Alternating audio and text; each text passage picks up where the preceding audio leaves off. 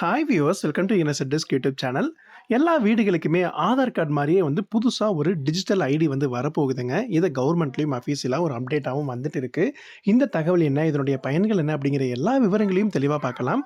கடைசி வரைக்கும் இந்த வீடியோவை ஸ்கிப் பண்ணாம பாருங்க. வாங்க வீடியோக்குள்ள போகலாம். ஹாய் ஃப்ரெண்ட்ஸ், வீடியோக்குள்ள போகிறதுக்கு முன்னாடி மறக்காம நம்ம சேனலை லைக் பண்ணிடுங்க. உங்க நண்பர்களுக்கும் ஷேர் பண்ணுங்க. வாங்க வீடியோக்குள்ள போகலாம்.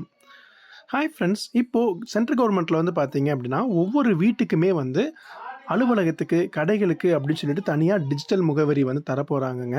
இந்த பின் பார்த்தீங்கன்னா, டிஜி பின் அப்படிங்கிற கான்செப்ட்ல வரப்போகுது. ஏற்கனவே இப்போ ஆதார் அப்படிங்கிறது பார்த்தீங்க அப்படின்னா, ரொம்ப முக்கியமா எந்த ஒரு கவர்மெண்ட் ஸ்கீம் வாங்கணும்னாலும் ஆதார் கார்டு கண்டிப்பா தேவை அப்படிங்கிற அளவுக்கு ஆதார் அப்படிங்கிறது ரொம்ப இம்பார்ட்டன்ஸா பார்த்துட்டு இருக்கிற இந்த இதில, இப்போ வீடுகள் எல்லாத்துக்குமே ஒரு யூனிக் ஐடி தரப்போறாங்க கவர்மெண்ட்ல.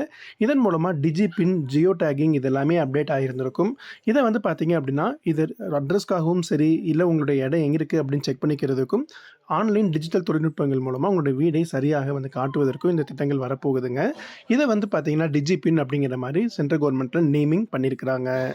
இதை இந்திய அஞ்சல் துறை, ஐஐடி ஹைதராபாத் மற்றும் இஸ்ரோ இணைந்து உருவாக்கி இந்த திட்டத்தை கொண்டு வந்துட்டு இருக்கிறாங்க.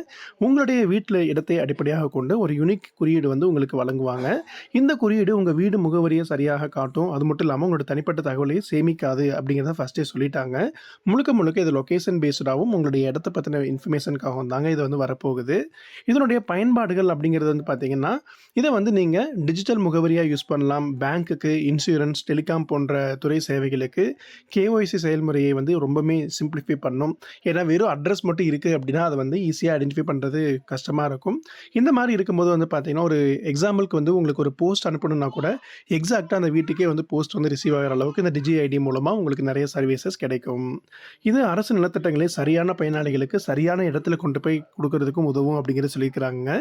அது மட்டும் இல்லாமல் இ-காமர்ஸ், டெலிவரி சேவைகள், அவசர சேவைகள் போன்றவற்றில் கூட துல்லியமாக இடத்தை கரெக்டாக அப்டேட் பண்ணிக்கிறதுக்கும் இது யூஸ் ஆகும் அப்படிங்கிறத சொல்லியிருக்கிறாங்க. முக்கியமா இந்த ஒரு திட்டத்தில் பார்த்தீங்கன்னா நிறைய சவால்கள் மற்றும் எதிர்பார்ப்புகளும் இருந்துட்டு இருக்குங்க. இந்த திட்டத்தை முழுமையாக அமல்படுத்துவதற்கு தொழில்நுட்ப வசதிகள், பாதுகாப்பு, மொழி ஆதரவு போன்ற எல்லா சவால்களுமே இருக்கும்.